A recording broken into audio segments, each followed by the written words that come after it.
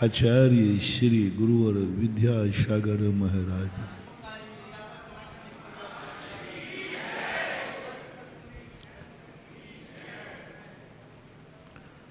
आयुर्वेदिक का एक सिद्धांत है, सबसे पहले दवाई देने के पहले कुपथ्य का त्याग कराओ, क्योंकि सिद्धांत मानता है कुपथ्य का त्याग नहीं है तो औषधि कोई काम नहीं करेगी, और कुपथ्य का त्याग है तो औषधि की जरूरत नहीं पड़ेगी। क्योंकि जिन कारणों से मन भटकता है, जिन कारणों से संकट आता है, जिन कारणों से विपदाएं आती हैं, उन कारणों से यदि हम दूर हट जाएं तो बहुत कुछ जिंदगी सुखी हो जाए। जिंदगी में 70 से 80% विपदाएं व्यक्ति स्वयं बुलाता है, 20 से 30% विपदाएं कर्मकृत परकृत आती हैं। मात्र 20 से 30% जिंदगी में बुरे दिन आते हैं। 20 से 30% बुरे दिन अतीत में किए हुए कर्मों के कारण से आते हैं, उनको हम टाल नहीं पाते। 20 से 30% लोगों की किस्मत खराब होती है, जिनका कर्म साथ नहीं देता। 20 से 30% लोगों की जिंदगी में पूर्व की किए हुई अशांति आती है। 20 से 30% लोग जो हैं पूर्व भाव के अपराधी हैं। सबसे दुनिया में सबसे बड़ा जैनी, पूर्व भाव में जैन कुल में जन्म लेने वाला जीव पूर्व भाव का पापी हो ही नहीं सकता। यदि होता तो उसका जैन कुल में जन्म ही नहीं होता। पहला निर्णय, जैन कुल में जन्म लेने वाले की किस्मत खराब नहीं हो सकती। यदि किस्मत खराब होती तो आप जैन कुल में जन्मते नहीं, क्योंकि बदकिस्मतियों का जन्म जैन कुल में नहीं होता है, किस्मत वालों का जन्म होता है। जैन कुल में जन्म लिया है, इसका अर्थ है तुम्हारे सब कर्म अच्छे, तुम भी अच्छे थे, तुम्हारा कर्म भी अच्छा है, तुम्हारा परिवार भी, तुम्हारा पुण्य के तो महिमा ही अपरंपार। जैन कुल में जन्म लेने वाले की महिमा को हम गा ही नहीं सकते, मेरे पास शब्द ही नहीं है। तुम इतने अच्छे आदमी थे, इतने अच्छे तुम्हारा मन था, इतनी अच्छी तुम्हारी आंखें थी, तुमने मन में कभी बुरा नहीं विचारा, तुमने कभी बुरा नहीं देखा, तुमने कभी किसी का बुरा नहीं सोचा, तुमने कभी बुरा नहीं सुना, तुमने कभी बुरा नहीं बोला, तुम्हारे हाथ से कभी बुरे कार्य नहीं हुए। ये जैन कुल में जन्म लेना ही तुम्हारा ये प्रमाण पत्र है कि तुम गंदे नहीं थे। अब रही 20 से 30% लोगों, कभी कभी पूर्व भाव में बहुत अच्छे काम करते हैं, लेकिन छोटी सी कमी के कारण से उन अच्छे कामों पर पर्दा डल जाता है। हो जाती है चूक, अच्छे अच्छे लोगों से हो जाती है। बड़े बड़े धर्मात्मा को एक भूल कर देते हैं, जिनसे उनका सारा धर्म माटी में मिल जाता है। बड़े बड़े लोगों की एक कमजोरी होती है, जिस कमजोरी के कारण वे ऊंचाइयों से भी गिर जाते हैं। बड़े बड़े लोगों, बड़े बड़े मुनि महाराज भी ऊंचाई तक पहुंच करके गिर जाते हैं। 11वें गुणस्थान में पहुंचने वाले मुनिराज भी नरक को निगोद चले जाते हैं। हो जाती है चूक, लेकिन इनकी संख्या बहुत नगण्य है। मुनि पद पर जाने के बाद गिरने वालों की संख्या बहुत कम होती है। जैसे क्लास में फेल होने वालों की संख्या ज्यादा होती है कि पास होने वालों की? पास होने वालों की संख्या सदा ज्यादा रहेगी, फेल होने वालों की कम रहती है। ऐसा ही जिंदगी में बहुत कम होते हैं त्यागी वृत्ति जो भ्रष्ट होते हैं, उनकी संख्या कम होती है, और व्रत को पालन करने वालों की संख्या ज्यादा होती है। अब आपके व्यापार में कर लें, व्यापार में दिवालिया निकालने वाले लोगों की संख्या ज़्यादा है या कमा करके साल गुजारने वालों की संख्या ज़्यादा है? दिवालिया कितने होते हैं आगरा में? बहुत कम। सभी जगह यही रेशो है। आज जैनियों में शराब पीने वाले ज़्यादा हैं कि नहीं पीने वाले ज़्यादा हैं? जुआ खेलने वाले ज़्यादा हैं कि नहीं खेलने वाले?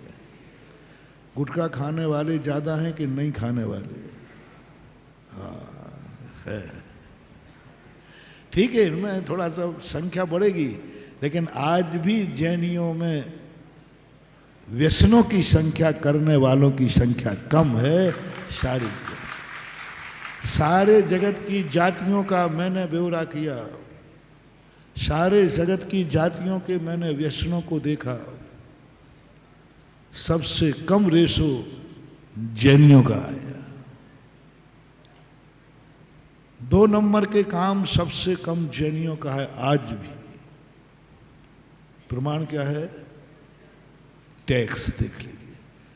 भारत की सबसे ज्यादा कोई समाज टैक्स भरती है तो जैन समाज भरती है। इसका अर्थ है कि जैन समाज टैक्स के मामले में दुनिया की हर जाति में नंबर 1 पर है। ये सरकारी आंकड़े हैं, मेरे आंकड़े नहीं, सरकारी आंकड़े। सबसे ज्यादा जैनियों का आज भी सबसे ज्यादा। एक बार एक नेता से चर्चा हुई रेल में, मैंने कहा देश को सबसे ज्यादा सहयोग देते हैं तो जैनी। बोले महाराज क्या सहयोग देते? पैसा कमाते हैं खूब जम के। मैंने कही नहीं, देश को राख लगाते हैं। वो नेताजी ठाकुर जी थे। मैंने कहा चलो एक सैंपल लेते हैं, हम रेलवे स्टेशन चलते हैं, तुम गाड़ी रुकवाना और चेक करवाना, जिस जाति के लोग जितने ज़्यादा विदाउट टिकट मिल जाएं वही रेलवे की राख लगा रहा है।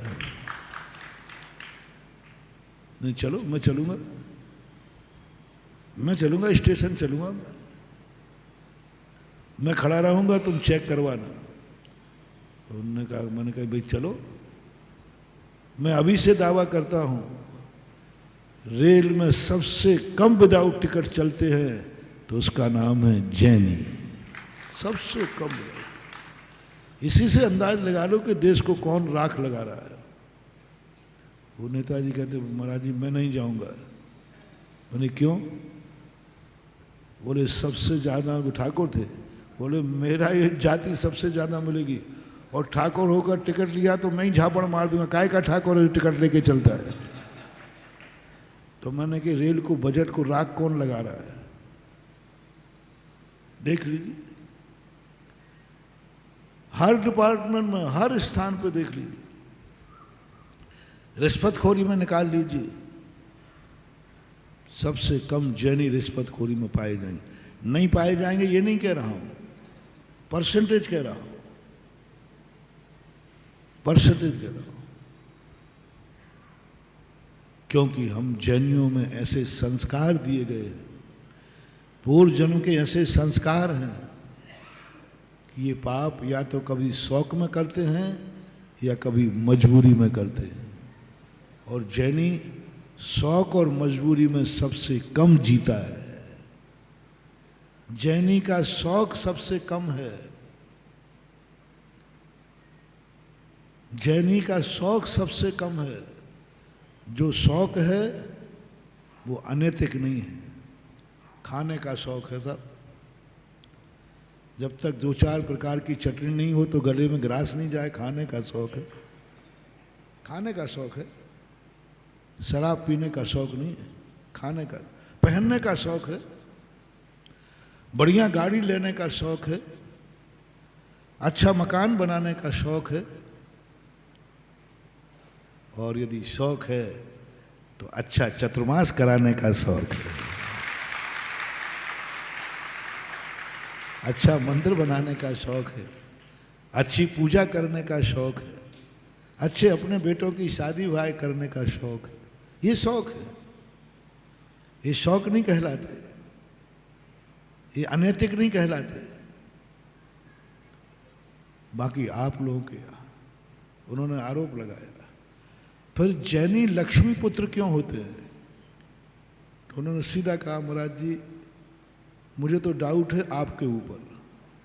आप शादियों, आप लोग 2 प्रकार के आशीर्वाद रखते हैं, जैनी को अलग आशीर्वाद देते हैं और अजैन को अलग देते हैं, इसलिए जैनियों को आपके आशीर्वाद से खूब धन आता है और हम लोगों को ऐसा आप नहीं देते। मैंने कहा ये आपका सब बोलो, हमारा मुंह से नहीं कहूँगा, अंदर की बात तो यही है कि संदेह आपके ऊपर ही है, क्योंकि आपके जितने जैनी भगत हैं सब अमीर हैं और कोई अजैन नहीं कहता कि हम महाराज के आशीर्वाद से अमीर हैं। मैंने कहा ठाकुर साहब जब आपने आरोप लगा ही दिया है तो एक बात सुन लो, साधु के कभी 2 आशीर्वाद नहीं होते। ये चाय नहीं है जो स्पेशल और स्ट्रांग हो जाए, आशीर्वाद सदा एक होता है, भक्त को और दुश्मन को भी एक होता है। फिर कारण क्या है, कारण क्या है, मैंने कि बताऊं कारण। आपकी जाति में यदि किसी को साल भर में 5 लाख रुपया बचा, सब खर्चा काट करके, तो बचने के बाद आपकी जाति क्या करेगी? बोल महाराज कोई नाच गाना कराएगी, कोई शराब पिलाएगी, कोई जुआ खेले, कोई करेंगे, बचा है पैसा तो क्या करेंगे? उनकी ये बात है। अब हमारे जैनी को देख लीजिए, उसके बाद 5 लाख रुपया बचेगा, 1 लाख रुपया बचेगा, तो 3 भाव आएंगे जैनी के। पहला भाव आएगा कि चलो कहीं घूमने चलते।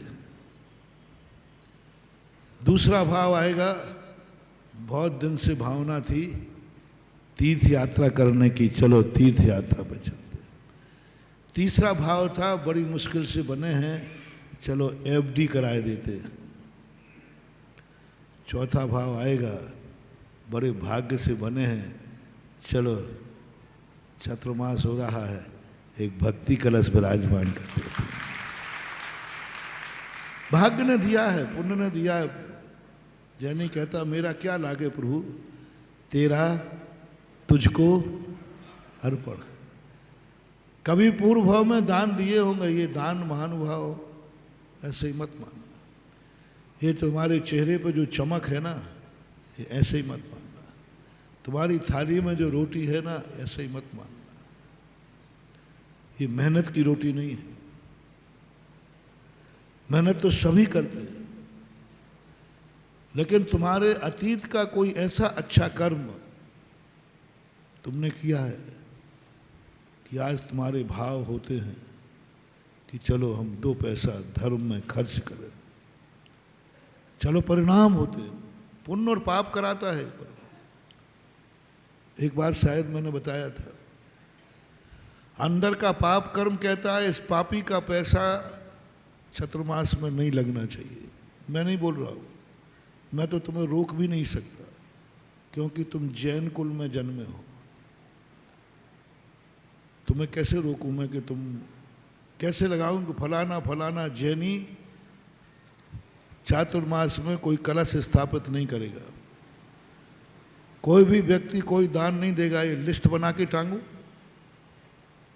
इन व्यक्तियों का दान नहीं लिया जाएगा, इनका लिया जाएगा। कैसा रहेगा ये लिस्ट बनाना? और महाराज जी गड़बड़ हो जाएगा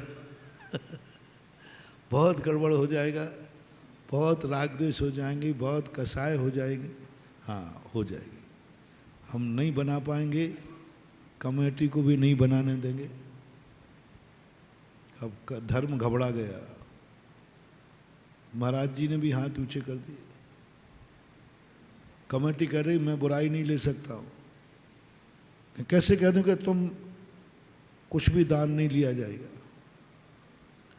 सब तरफ से सब कोई बुराई मुझे, तुम जैनी हो, दे सकते हो, कोई नहीं रोक सकता। कर्म कहता है मैं संभालता हूं इसको, इस व्यक्ति के ऐसे परिणाम करता हूं, इसको कंजूस बनाता हूं, इसको कोई समस्या पैदा करता हूं, इसको धर्म के प्रति अनास्था पैदा करता हूं। किसी प्रकार इस पापी का धन धर्म में न लग जाए, चतुर्मास में न लग जाए, मंदिर में न लग जाए, तीर्थ क्षेत्र पर न लग जाए। यहाँ तक कि इस पापी का धन किसी गरीब को न मिल जाए, इस पापी का धन गौशाला में न लग जाए, इस पापी का धन औषधि में न चला जाए। कर्म कहता है मरीज मरे तो मर जाए, इस पापी की दवाई खा के जिंदा न रहे। बहुत बड़ी जब मैंने ये खोजा कि मैंने कि प्रभु क्या बात, एक मरीज मर रहा है और सामने एक अमीर आदमी खड़ा है, पैसा है उसके पास, शराब के लिए पैसा है, दुनिया के ऐशो आराम के लिए पैसा है, और एक मरीज मर रहा है, इतना तो कम से कम उसके परिणाम करो। कर्म कहता है मरीज मर जाए तो मर जाए, इस पापी की दवाई से जिंदा नहीं रखना है मुझे। कर्म की बहुत बड़ी पैथी है, कर्म का बहुत बड़ा कंसेप्ट है, कर्म का एक बहुत बड़ी ला किताब है। देखना कितना बड़ा रहस्य खोल रहा हूं। एक पापी, एक भोगी विलासी, एक शराबी जुआड़ी, कर्म के सामने दो हैं। एक मरीज मर रहा है, गरीब है बेचारा दवाई के बिना, और एक के पास इतना पैसा है कि वो ऐसो आराम कर रहा है। अब धर्म कहता है, धर्म में ताकत है ताकत। हम साधुओं में ये ताकत है, मंत्र में ये ताकत है, प्रभु की ये ताकत है। तुम क्या समझते हो, नरेंद्र मोदी से हमारी ताकत कम है क्या? नरेंद्र मोदी जिसके चाहे उससे पैसा निकलवा सकता है कि नहीं? बोलो, छापा डाल के निकलवा ले, XYZ। तो क्या तुम मुझे कम समझते हो रे?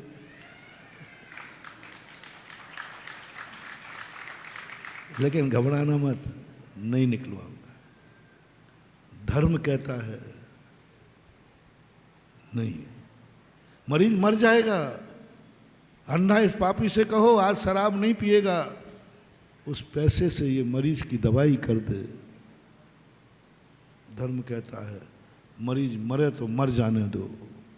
इतना कठोर हो गया धर्म, इतना कठोर हो गया धर्म। बोले ये मरे तो मर जाने दो, लेकिन पापी की हाथ की दवाई नहीं खाएगा, ये नहीं खाना चाहिए, नहीं खाने देना। इसके परिणाम बिगाड़ दो, इसको बुरी संगति में भेज दो, इसको इतना निर्दयी बना दो, मरे तो मरे, पैसा हमारा है, हम तो पिएंगे। मैंने कहा धर्म तू धर्म है, मरीज मर रहा है, बोले कुछ नहीं फर्क पड़ता, मरने से दुर्गति नहीं होती है, लेकिन पापी के हाथ की गोली लेने से जरूर दुर्गति हो जाएगी। पापी तर जाएगा और ये दुर्गति जाएगी। नहीं खाना। ये व्यक्ति गरीब है, उसका परिणाम कर्म कहता है नहीं होने दूंगा। इसका परिणाम यदि इसने ये कर लिया तो मुझे तो इसकी दुर्गति करना है, फिर कैसे दुर्गति भेजूंगा? क्योंकि ये तो दवाई खिला देगा तो पुण्य बन जाएगा, इसके पुण्य का खाता बढ़ जाएगा और ये पुण्यात्मा हो जाएगा, और पुण्यात्मा की दुर्गति कर नहीं सकता। तो कर्म कहता है इसको और पिलाओ और दुखियों पे हंसाओ और ये हंसे, इसकी दुर्गति करना है। महानुभाव, बहुत बड़ी रणनीति तुम्हें बता रहा हूं कर्मों की, धर्म की। जब कभी तुम्हें किसी समर्थ आदमी, तुम समर्थ हो और सामने मरीज है, मर रहा है, और तुम्हारी उसकी सहायता करने का भाव नहीं आ रहा है, समझ लेना तुमसे धर्म और कर्म दोनों रूठ गए हैं। तुम्हारे बुरे दिन आने से कोई नहीं रोक सकता, दुर्गति निश्चित है। समर्थ हो, शक्तिमान हो, असमर्थ की बात नहीं, फिर भी तुम्हारा भाव नहीं, मरीज मर रहा है, तुम बचा सकते हो तो भी बचाने का भाव नहीं आया, ये तुम्हारी भावी पर्याय निकृष्ट। तुम्हारा ये तो कर्म की बात कही, गौशाला में भी देने का भाव नहीं आ रहा है। कर्म कहता है पशु भूखों मरे तो मर जाए, ये पापी घास का टुकड़ा न खिला देवे, अन्यथा मैं इसकी दुर्गति नहीं कर पाऊंगा। और इसने इतना बड़ा पाप किया है, दुर्गति भेजना जरूरी है। और गाय को यदि इसने एक घास का टुकड़ा खिला दिया तो फिर मैं दुर्गति नहीं भेज पाऊंगा। ये तो समान। और धर्म में तो और, इस पापी को कंजूस बनाओ, नास्तिक बनाओ और पैसा जम के दो। धर्म की नीति है, कर्म की नीति है। पापियों को सबसे ज्यादा धन मिलना चाहिए, एक धर्मात्मा को मिले या न मिले। धर्मात्मा गरीबी में मरे तो मर जाए, लेकिन पापी गरीबी में नहीं जीना चाहिए, ये कर्म की नीति है। पापी के पास अपरंपार धन होना चाहिए, ये नीति है। धर्मात्मा के पास, भाई ये धर्मात्मा है, बहुत परेशान है, बोले क्या फर्क पड़ता है, और अरे मर जाएगा, बोले क्या फर्क पड़ता है, धर्मात्मा ही तो मर रहा है ना, धर्मात्मा ही तो मर रहा है, भूखों क्या फर्क पड़ता है। पर ये तो बहुत पापी है, बोले इसके पास कोई कमी नहीं होना चाहिए, इसके पास कोई कमी नहीं होना चाहिए। ये कोई पाप करना चाहे और इसलिए नहीं कर पाए कि उसके पास पैसा नहीं है, ये नहीं होना चाहिए। इसको इतना पैसा दो जिस समय जो करना चाहे वो करे, ये नीति है कर्म की। अब देखना कर्म की, धर्म की कितनी बड़ी कूटनीति देखना। एक धर्मात्मा को इतना गरीब बना दिया कि वो धर्म करना चाहता है, नहीं कर पा रहा। पाप नहीं करेगा धर्मात्मा, वो चाहता है कि मैं कलश बैठाल दूं एक, वो चाहता है मंदिर में मैं शांति धारा कर लूं, वो चाहता कुछ, उसको इतना गरीब बना दिया कर्म ने कि वो अच्छा कार्य भी नहीं कर सकता। और कोई दया नहीं, कोई दया नहीं, गिड़गड़ा के मर जाओ तो कोई दया नहीं। साहब वो कोई धर्म नहीं कर पा रहा है, बोले नहीं कर पाए तो कोई बात नहीं। धर्मात्मा व्यक्ति दान नहीं दे पाए तो कोई बात नहीं, लेकिन पापी व्यक्ति पाप न कर पाए, ये दिन नहीं आना चाहिए। कहीं ये ना कह दे पीने का तो भाव है लेकिन पैसा नहीं है, ये भाव नहीं आ जाए। वो तो जिस समय जो करना चाहे उसको तुरंत पैसे, समर्थ, शक्ति, शरीर से भी सख्त होना चाहिए, धन से भी सख्त होना चाहिए, सब तरफ से उसको समर्थ बनाया। ये कूटनीति तुम्हें बता रहा हूं कर्म की। जब तुम्हारे पास समर्थ हो, पैसा हो तब, असमर्थों की नहीं कह रहा हूं, उसके बावजूद भी तुम्हें धर्म करने का भाव नहीं आ रहा है, उसके बावजूद भी तुम्हें दान का भाव नहीं आ रहा है, उसके बावजूद भी तुम्हें परोपकार का भाव नहीं आ रहा है, निश्चित समझना तुम्हारा वो दिन आने वाला है कि तुम एक एक दाने को मोहताज हो जाओगे। ये कर्म की पॉलिसी है और ये कर रहा है, हम लोग जानते हैं इसको।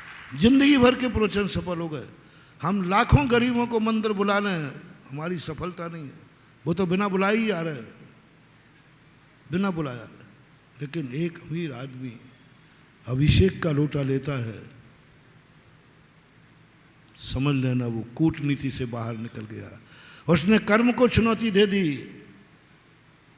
धन सदा पाप के लिए होता है, धन सदा पाप के लिए ही बनता है।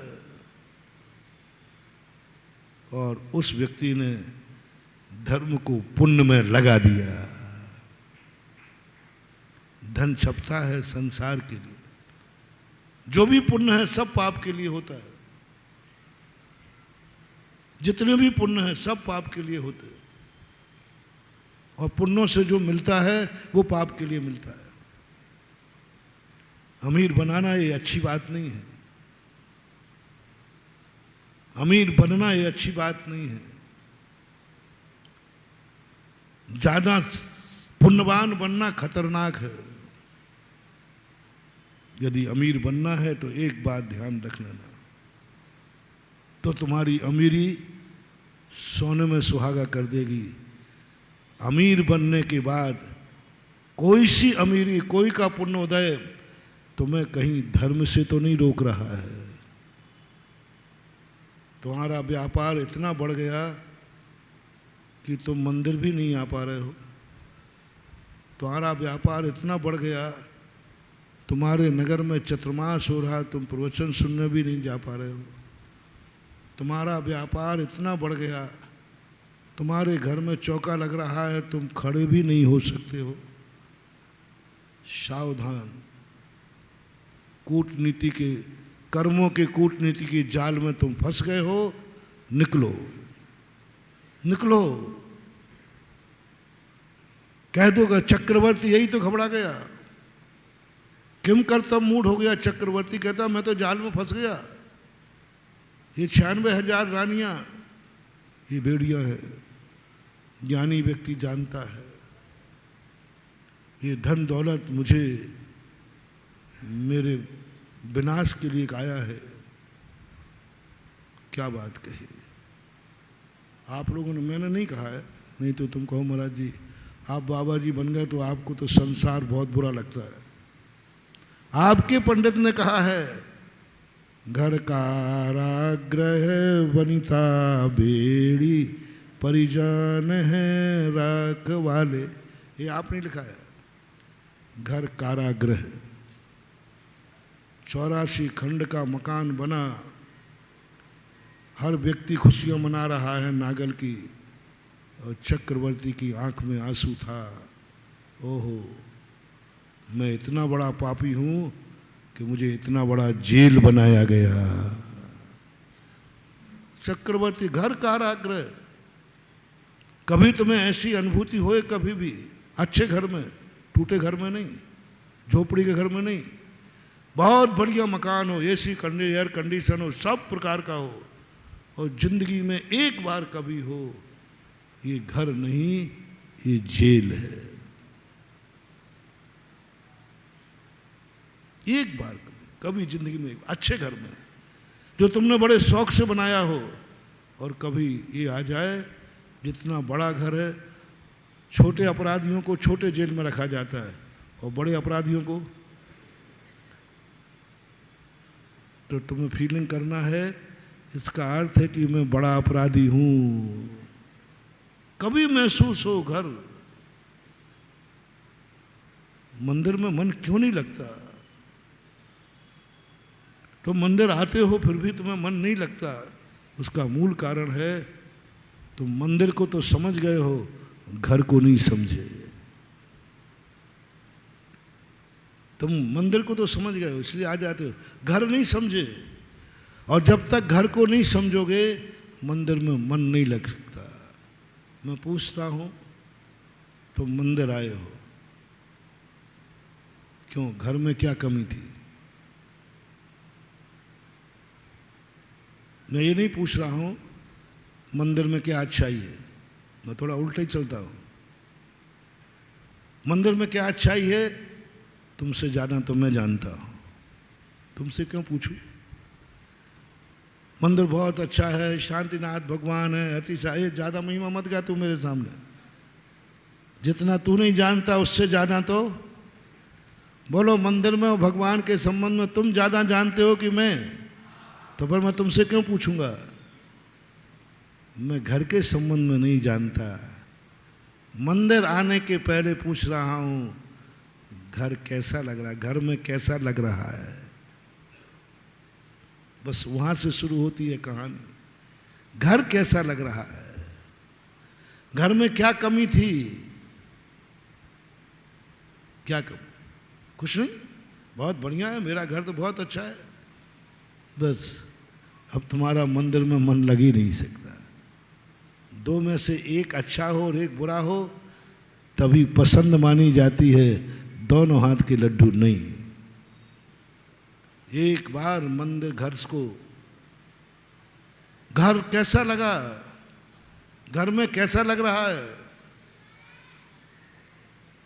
वो फीलिंग चाहिए। यदि घर में ऐसा लग रहा है ये जेल है और मैं जेली हूं, एक बार अनुभूति करो। बहुत बड़ी पंक्ति लिखी पंडित जी साहब ने, एक बार ये जेल है और मैं जेली हूं, एक बार अनुभूति कर लो। अब यदि तुम जेल नहीं गए हो तो किसी जेली से पूछना, और यदि अनुभव करना है तो एक आध बार चले जाना। जेल में जो अंदर है, जेल में वो 24 घंटे क्या सोचता है, इस जेल से बाहर कैसे निकलूं।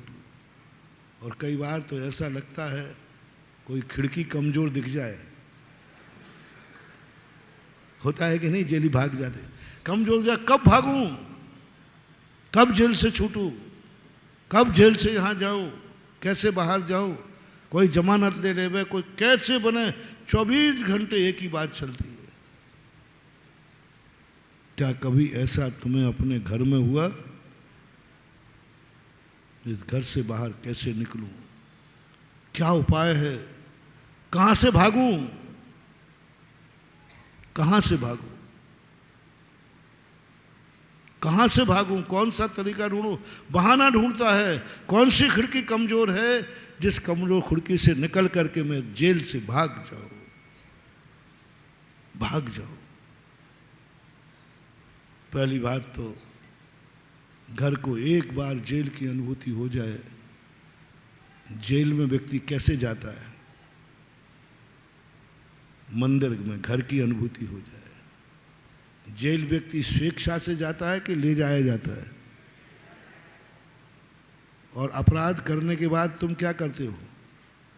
फरार होते हो, भागते हो, फिर पुलिस ढूंढती है, बाहर निकालती है, भगोड़ा घोषित करती है, इनाम रखती है। ऐसा एक जेली चाहिए आगरा का,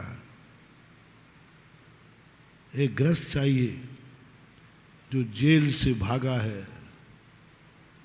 अपराध करने के बाद उसकी एफआईआर तो लिखी जा चुकी। एफआईआर तो तुम्हारी सबकी लिखी हुई है, क्योंकि कोई ना कोई ने खुरापाती तो की है। आगरा वाला कोई गलती ना करे, अरे राम राम राम राम, हो ही नहीं सकता कि तुमसे कोई गलती हुई नहीं हो। अपराधी तो सभी है, सभी है, कभी मन से, कभी वचन से, कभी काया से, सब अपराधी है और सबकी एफआईआर दर्ज है, एफआईआर दर्ज। लेकिन तुम अपने आप आ रहे हो या पकड़वाऊं? बहुत कम लोग, बिरले, लाखों में एक आध अपने आप आ जाए, साहब मुझे बंद करो, बाकी तो सब भागने का प्रयास करते हैं। भागो, घर से भागो, घर से भागो। पुलिस तुम्हारे घर वाले हैं, वो तुम्हें ढूंढ रहे हैं, तुम छुपो कहीं, छुप जाओ मंदिर में, भगवान की परिक्रमा में छुप जाओ, जाकर किसी तीर्थ क्षेत्र पर छुप जाओ, जाकर किसी गुरु के चतुर्मास में जाके छुप जाओ, मिलो ही मत, मिलो ही मत, छुप जाओ, कहीं छुपे मिलो, कोई देख लेवे तो माला फेरते मिलो, माला फेरने बैठ जाओ, पूजा करने बैठ जाओ, और घर के सदस्य तुम्हें ढूंढ रहे हैं क्योंकि बहुत परेशानी में हैं, बेटे को सांप ने काट लिया है, घर में बहुत ज़रूरत है तुम्हारी, और वो कह रहे हैं कि तुम्हें घर चलना पड़ेगा, तुम बहाना बनाओ, घर में जाने का बहाना बनाओ, कितने बहाने तुम बना सकते हो बनाओ, जितने बना सको उतने बनाओ, मैं कुछ भी नहीं बोल रहा, किसी प्रकार से हम नहीं जाएंगे, क्योंकि जेल में कभी भी शौक से नहीं जाया जाता। अब वो पकड़ ही लेवे क्योंकि अपराधी तुम बहुत बड़े हो, क्योंकि बहुत सारे लोगों की जिंदगी तुम्हारे पर टिकी है, ये बहुत बड़ा अपराध है, माँ बाप की जिंदगी भी तुम्हारे ऊपर टिकी है, बेचारे असमर्थ है, एक स्त्री की जिंदगी तुम्हारे ऊपर टिकी है क्योंकि एक परिवार ने अपनी कन्या तुम्हें दी थी, बच्चों की जिंदगी तुम्हारे ऊपर टिकी है, नहीं तो वो मर जाएंगे, अनाथ हो जाएंगे, ये धाराएं चल रही हैं तुम्हारे ऊपर। पहली धारा तुम पर लगाई, तुम्हें घर चलना पड़ेगा, जिन माँ बाप ने तुम्हें जन्म दिया है वे असहाय हैं, वो तुम्हारे बिना जी नहीं सकेंगे, मर जाएंगे, उनकी ज़िंदगी बर्बाद हो जाएगी, दुर्गति हो जाएगी उनकी। एक धारा लागू कर दो, एक धारा लागू कर दो। दूसरी धारा, नहीं मम्मी पापा को हम ऐसा करते हैं, कोई नौकर चाकर लगाए देते, नहीं, तुमने एक जिंदगी को सहारा दिया है, तुम्हारे विश्वास पर स्त्री घर में बैठी है और बाल बच्चे घर में बैठे हैं, अनाथ हैं, वो मर जाएंगे, उनकी जिंदगी बर्बाद हो जाएगी, तुम्हें चलना पड़ेगा। जब पुलिस कहती है नहीं साहब थाने, तो तुम्हें चलना ही पड़ेगा, और कोतवाल अदालत में तुम्हें पेश होना ही पड़ेगा, तो फिर आप दूसरा हथकंडा क्या अपनाते हो? पुलिस को लेना देना, साहब कुछ ले दे लो, अग्रिम जमानत करा दो, नहीं होगी, केस ऐसा है अग्रिम जमानत नहीं होगी, तुम्हें जेल में चलना पड़ेगा, हाथ पकड़ के ले जाऊंगा, तो फिर कहोगे साहब बंद गाड़ी में ले चलो ना, बाजार में छिपी टोला से यहाँ से मत निकालना, बंद गाड़ी में ले चलो, नहीं बंद गाड़ी में नहीं जा सकते आप, हथकड़ी डलेंगी, तो साहब हथकड़ी मत डालो, पैदल चलना पड़ेगा, नहीं पैदल चलेंगे लेकिन हथकड़ी डलेंगी, और बाजार में से ले जाना पड़ेगा, जाना पड़ेगा। अब जाती जेल में जैसे ही तुम गए दरवाजे पर, बोलो शौक से घुस जाते हो कि धक्का देना पड़ता है? पुलिस वाला एक धक्का चल करेंगे। क्या दशा होती है एक अपराधी की जेल में घुसते समय? क्या ऐसी दशा तुम्हारी कभी हुई? परमार्थ की दृष्टि से आप जैनी हैं या सम्यक दृष्टि हैं, फैसला आपके हाथ में। आपको अपने जीवन में घर में घुसते समय हुई, जब आप मंदिर से घर में लौट के गए तब? कभी एक जिंदगी में एक बार सम्यक दर्शन की अनुभूति बता रहा हूँ। कभी जाना तो है जेल में, घर में जाना है, मैं मना नहीं करूँगा, पर दरवाजे पे जाते ही तुम्हें ये अनुभूति हुई कि मैं जेल में जा रहा हूँ। किसी प्रकार बचने का उपाय किया? परिवार के सामने, पुलिस के सामने गिड़गिड़ाते हो, पुलिस वालों कोई उपाय बचाओ, जेलर से गिड़गिड़ाते हो। क्या कभी परिवार के सामने गिड़गिड़ाए कि हे परिवार वालों बचाओ मुझे, मैं तुम्हारे हाथ जोड़ता हूँ, पैर पड़ता हूँ, जो चाहिए हो वो ले लो, लेकिन मुझे जेल में मत ले जाओ, जेल में मत डालो? कभी मकान के सामने खड़े होकर के भाव आया कि ये मकान नहीं है, मेरा जेल है? परिग्रहानंद, परिग्रहानंद इसी का नाम रौद्र ध्यान है। मकान बनते ही आनंद की अनुभूति होती है मिथ्या दृष्टि को। हो बहुत बढ़िया मकान बना, क्या मकान बना, ये अनुभूति होती मिथ्या दृष्टि को। और सम्यक दृष्टि कहता है कि नहीं, मकान नहीं बना है, बड़ा मकान होना बता रहा है कि मैं बड़ा अपराधी हूं, इसलिए बड़ा मकान कर्म ने बनवाया है। ये कर्म ने, मैं जान गया कर्म, जान गया कर्म, जान गया धर्म, मैंने कोई बड़ा अपराध किया है, तभी तो तूने मुझे इतना बड़ा जेल बनवाया है, क्योंकि मैं बड़ा अपराधी। ऐसी अनुभूति कभी यदि तुम्हें घर में जाते समय हुई हो, नागल के समय हुई हो, प्रवेश के समय हुई हो, और बनाते समय हुई हो कि घर नहीं बन रहा है, मेरे लिए जेल बन रहा है, एक बार जिंदगी में कभी अनुभूति हो, नहीं हुई हो तो होना चाहिए। घर कारागृह, बनीता बेड़ी, स्त्री, लड़ने वाली स्त्री नहीं, बहुत प्यारी स्त्री, सद्गुणी स्त्री,